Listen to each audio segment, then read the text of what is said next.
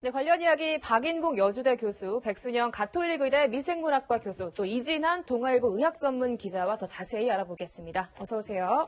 안녕하십니까. 네. 이제 어제와 오늘 지금 확진자가 3명이 늘어난 셈인데요. 이진환 기자, 이 3명 지금 어떤 경로로 지금 감염이 된 거죠? 3명이 어떤 경로로 감염이 됐냐면요. 예. 다섯 번째, 여섯 번째 확진자에서 오전에 7번째 확진자가 생겼고요. 그렇죠. 예. 또 그 3명이 이제, 같이 식사하는 그 자리에서 그 3번 환자하고 서로 접촉을 하면서 6번 환자가요? 예, 6번 환자하고 접촉하면서 감염이 생긴 것입니다. 네. 그럼 5번, 7번 확진자 같은 경우는 우한을 방문한 이제 확진자이기 때문에 이제 뭐 우한에서 걸렸구나 이렇게 생각할 수 있는데 사실 6번 확진자가 네네. 지금 3번 확진자와 만나서 말씀하신 것처럼 저녁 식사를 하다 걸렸으니까 결국 2차 감염 이것 때문에 굉장히 우려가 큰 거잖아요. 사실 그 2차 감염은 맞고요. 국내 네. 첫 2차 감염자입니다. 네네. 그리고 식사를 하면서 요 1m 내 근접 거리에서 식사를 같이 했기 때문에 90cm, 90cm의 어떤 식탁에서 같이 식사를 한 것으로 알려졌는데요. 그러면서 밀접 접촉자인 셈이 된 거고요. 그렇군요. 근데 안타깝게도 우리 방역에서는 처음부터 밀접 접촉자로 이렇게 생각을 안 하고 능동 감시자로만 분류가 됐기 때문에 좀 잘못 알려진 그런 내용이 됐습니다. 그렇군요. 네, 백 교수님, 국내에서 2차 감염 사례가 나온 게 이번이 처음인데 지역사회에 전파가 더 빨리 될 것 같다 이런 우려가 나오고 있습니다. 예, 그 부분을 그렇게 연관시키기는 현재 상황으로서는 어려운데요. 네. 왜 그러냐면은 이분은 뭐 처음에는 능동 감시자였지만 결국은 밀접 감시 접촉자로 확인은 됐지만 결국은 우리가 설명할 수 있는 범위 내에 있는 사람이기 때문에 물론 이 6번 환자가 새로 생겼을 때 이 사람이 접촉한 사람들이 또 발병할 가능성이 있기는 합니다. 하지만 지금 현재까지는 우리 방역 당국이 체크하고 있는 환자 안에 들어가고 또 이 6번 환자인 경우에 있어서도 밀접 접촉으로 알려진 다음에 바로 진단이 가능해서 일단 증상이 그렇게 나타나기 전에 확진이 됐기 때문에 이 6번 환자로부터 다른 사람들한테 전염되기는 굉장히 어려운 상황입니다. 따라서 환자가 생긴 거는 좀 아쉽지만 어찌됐든 방역 당국에서 잘 찾아냈고 이 환자를 진단을 함으로써 확진을 했고 증상이 나타나기 전에, 즉 나타나기 전이라는 의미는 바이러스를 많이 주변에 배출하기 전에 체크가 됐다는 것은 굉장히 다행한 일이라고 보이고 따라서 아마 3차, 4차 나올 수도 있겠지만 지금 상황으로 봐서는 아직은 거기까지 우려할 어떤 정황도 보이지는 않습니다. 그렇군요. 물론 지나친 공포감, 우려 이런 거는 정말 지금 더 경계해야 될 것 같은데요. 이진환 기자, 지금 얘기한 것처럼 그 농동 감시자, 뭐 일상 접촉자와 밀접 접촉자의 뭐 분류하는 기준이 다른 건가요? 그리고 뭐 제한을 두는 것도 좀 다른 건가요? 사실 그 밀접 접촉자 기준이 명확하지는 않습니다. 다만 우리가 기존에 메르스 때도 그랬지만 그 명확한 기준은 없지만 2m 이내 또는 2m 내에서 1시간 동안 같이 근접했을 때 그리고 또 제한된 밀폐 공간에 있을 때를 가지고 밀접 접촉자라고 보통 이렇게 기준을 정하기는 하고는 있습니다. 네, 그런데 이제 그 당시 환자의 경우는 3번 환자가 증상이 그렇게 없다라고 판단을 했기 때문에 아마 그 능동 감시자 6번이 그렇게 분류가 됐던 상황이었던 것 같습니다. 그렇군요. 예, 지난 28일 문재인 대통령은 조금 과할 정도로 대응할 것을 주문했는데요. 당시 목소리 들어보시겠습니다.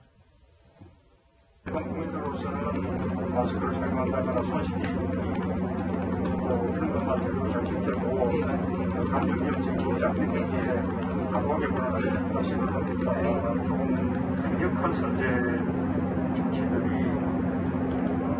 조금 과하다는 이렇게 평가가 있을 정도로 그렇게 강력하게 발빠르게 시행될 필요가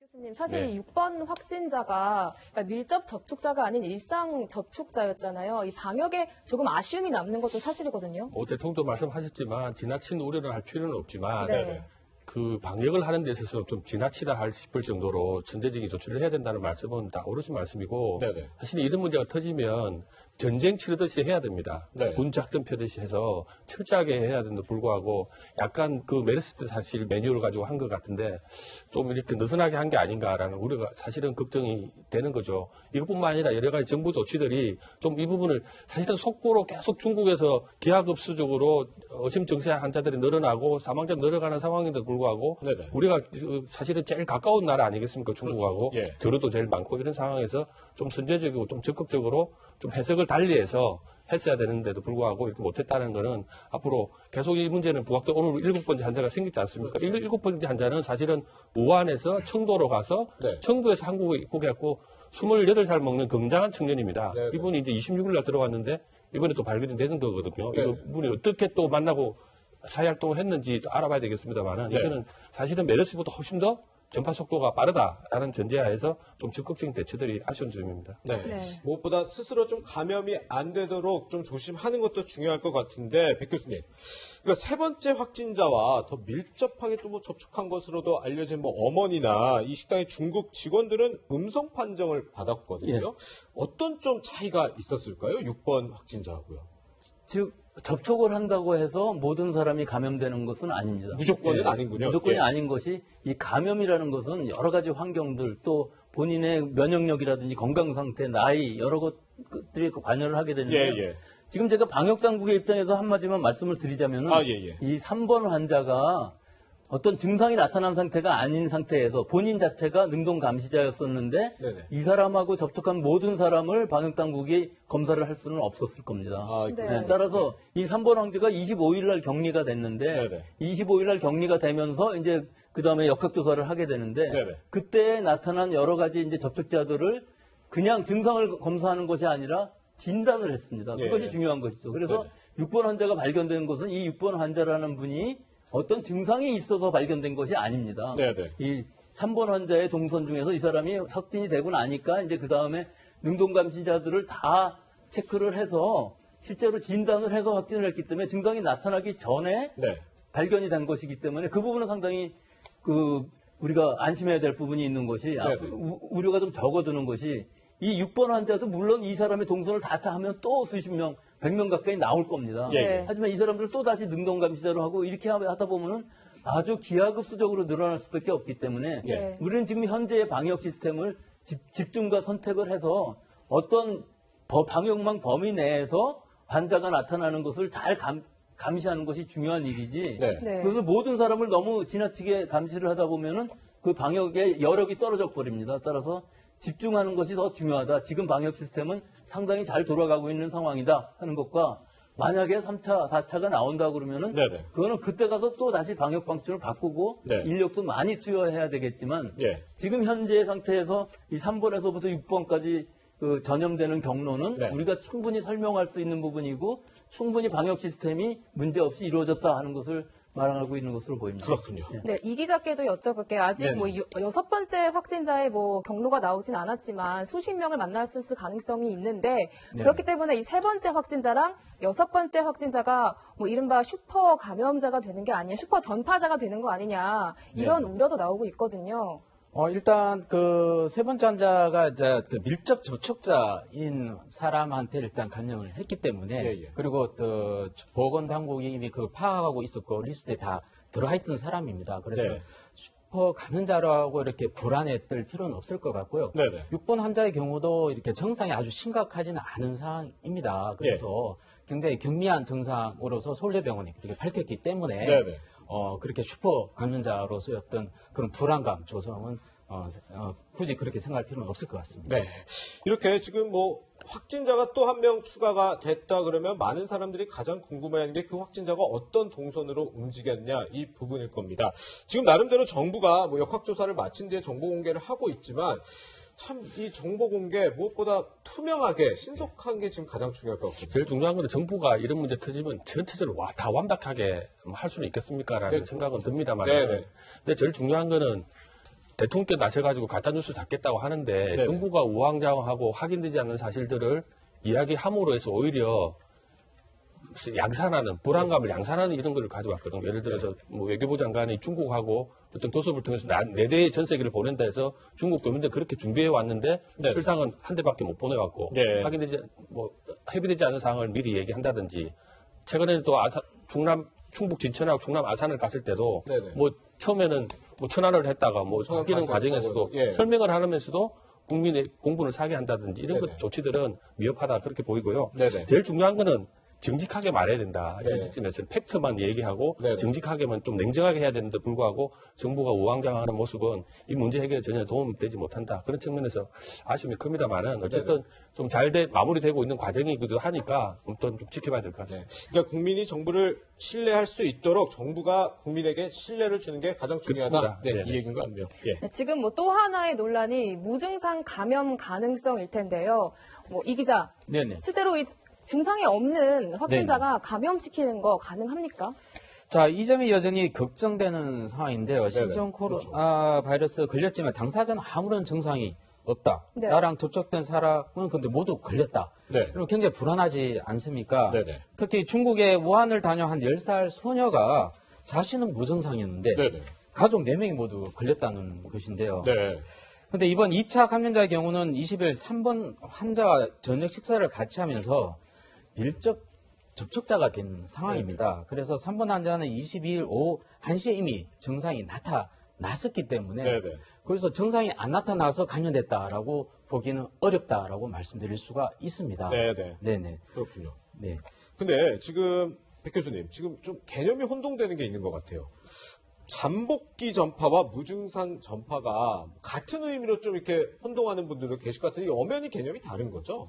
제가 설명을 드리자면은 예. 일단 감염되지 않은 사람이 있을 수 있습니다. 네네. 전혀 한 번도 감염되지 않은 사람. 네네. 그다음에 감염이 됐는데 네.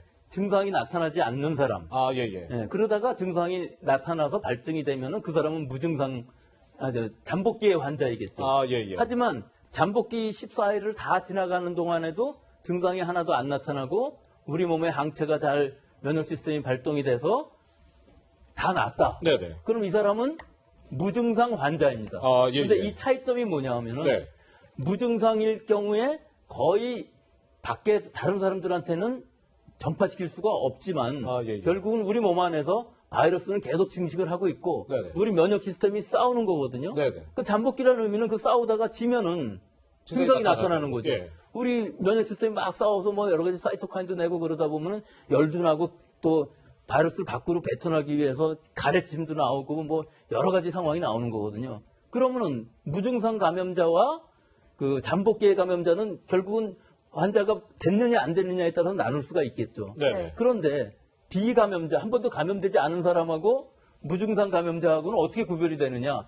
임상 증상으로는 똑같지 않습니까? 예. 네. 근데 나중에 항체를 검사해 보면은 무증상 감염자는 몸에 항체가 존재하고 있어서 다시는 걸리지 않는 데 비해서 아직까지 한 번도 감염이 안 된 사람은 이 바이러스가 자기 몸에 오면 다시 감염이 되겠죠. 그러니까 네. 이것은 항원 항체 반응이라고 그래서 감염이 된 사람을 두 가지로 나눌 수 있는 것이죠. 네네. 그 모든 사람이 무증상인 것은 아니고 네네. 잠복기에 어느 끝에 가 되면은 자기가 모르는 증상이 이제 나타나게 되겠죠. 열도 네네. 비열부터 시작해서 가벼운 인후통, 뭐 설사 여러 가지가 나오게 되는 시기를 우리가 발증을 한다고 그러고 증세가 나타나서 네네. 그러면 이제 무증상기가 아닌 잠복기라는 의미는 잠복기가 끝나고 실제로 증상이 나타나는 기간이 되는 거죠. 네. 그런데 무증상 이제 인 사람한테도 만약에 사실 우리가 알 수가 없잖아요. 이 사람이 없죠. 걸린지 안 걸린지. 예. 이 사람과 단순히 악수를 했다거나 예. 같이 식사를 하면서 좀 뭐 음식을 통해서 뭐가 닿았다든지 이래도 감염이 될 수 있어요?